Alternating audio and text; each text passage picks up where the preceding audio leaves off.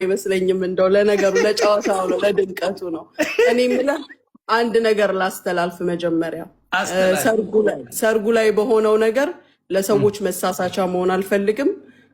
አሁን ሁሱ ጋር ገብቼ ጠይቄው ነበር።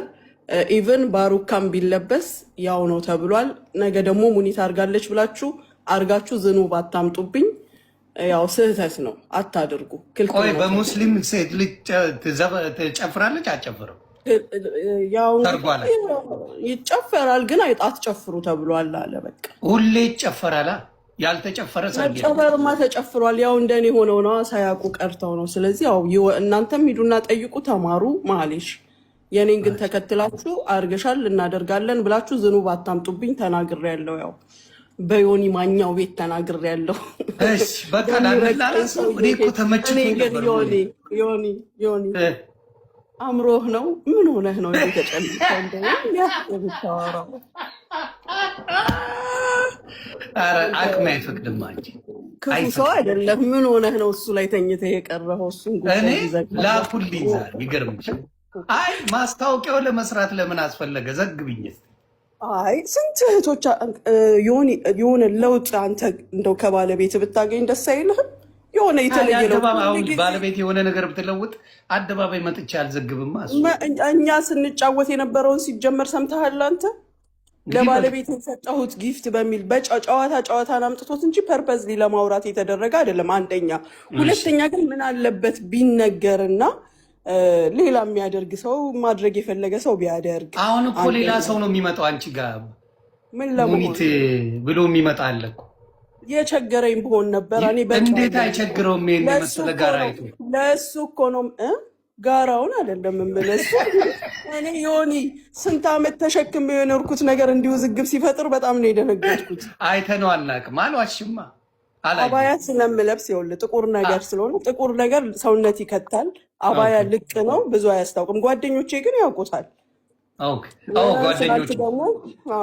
ጓደኞቼ ሴቶቹ መቀነት ስላደረግኩኝ ነው እንጂ የጎላው ምን አለ አንድ ኢትዮጵያዊት ቆንጆ ስላለች ደስ አይልህም እንዴ?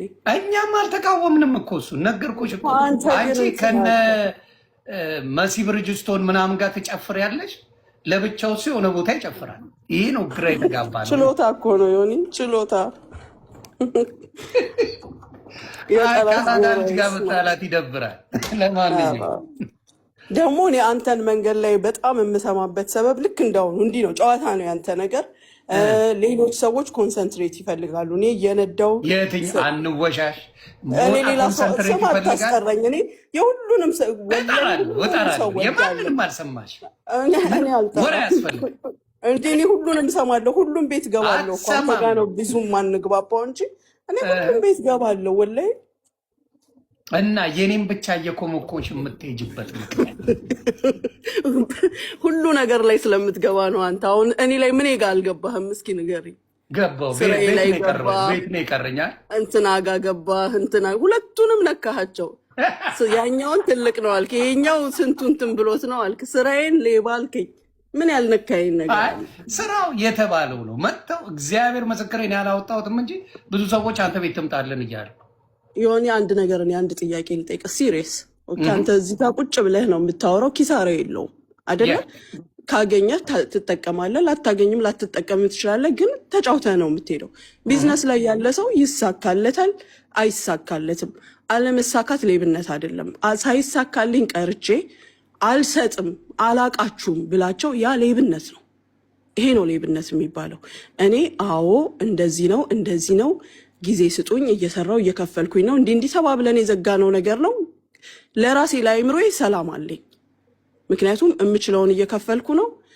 እየጠበቁም ያሉ በእርግጥ ብዙ ልጆች አሉ። የወንዶችን ስራ ደግሞ እየሰራሁኝ ነው። ያው አሁን ትንሽ የቪዛ መወዛገብ ቢኖርም እየሰራሁኝ ነው። ግን አላቃችሁም ያልኳቸው ሰዎች ያሉ ሌብነት አላቅህም ወይም አገር ብቀይር ኮንታክቶቼን ብዘጋ ቦታዬን ብቀይር ይሄ ሌብነት ነው። ፊት ለፊት ቁጭ ብዬ ያለው ሰው ነኝ። ባልሽ አለማድረግና አለመመለስስ ምን ይባላል? ያ እኮ ነው አለመሳካት። ያ ነው አለመሳካት። ባይሳካም ልንገርሽ፣ አሁን ለምሳሌ ከኢትዮጵያ ነው አይደል ብዙዎቹ ሊመጡ የፈለጉት። በአንድ ሰው ስንት ነበር? የተለያየ ነው፣ የሁሉም ሰው የተለያየ ነው አይደል? ኦኬ። የአንድ ሰው የሆነ መጣና ያንን ተስፋ ያደረገ ሰው ተበድሮ ነው ያንን ገንዘብ የሚሰጠው። ኢትዮጵያ ላይ መቼም ያን ያለ አቅም ያላቸው ብዙ ሰዎች የሉ አረብ ሀገር ለመሄድ። ስለዚህ ያንን ከሌሎቹ ተበድሮ በዚህ ጊዜ ውስጥ ከፍዬ ወጥቼ ሰርቼ ከፍላለሁ ያለ ሰው ያ ነገር አልተሳካም፣ አንቺ ጋር ባለው አልተሳካም። ያ ሰው የሚገባበት ዕዳን አስበሽዋል? ያ ሰው ያቺ እናትም ሆነች ያቺ ሴትም ሆነ ያ ሰው የሚገባበት ዕዳ ያ ሰው የሚገባበት ስቃይን አስበሽዋል? ለሰከንድ አስቤዋለሁ፣ እረዳቸዋለሁ። ነገር ግን እኔ ደግሞ አንድ ጥያቄ ልጠይቅ። አለመሳካት ማለት ይሄ ነው። ቢሳካልኝ እነሱ ሰፈር የሚያደርጉትን ነገር ቁጭ ብዬ አላይም። ገባ? አሁን እኛ በሽምግልና ወይም እዚሁ በዚሁ ንግግር በሚዲያ ሆነ እንጂ በህግ ራሱ ቢኬድ ይሄ ነገር ሙና ምንድን ነው ችግርሽ? ችግሬ ይሄ ነው፣ ሀቃቸው አለብኝ ምንድን ነው የሚባለው? ሰርተሽ ክፈይ ነው የሚባለው ነው አይደለም? ከካድኩኝ ደግሞ ኢንቨስቲጌት ይደረጋል። ያው የዚህን ሀገር ህግ ታውቀዋለህ። ለምን የተወሰነ አላደረግሽም? ለምሳሌ እኔ አሁን እንደ አንድ ቢዝነስ ሰው ራሴን ባስብ 5 ሰው ወይም ደግሞ 4 ሰው ወይም ደግሞ 10 ሰው አድርጌ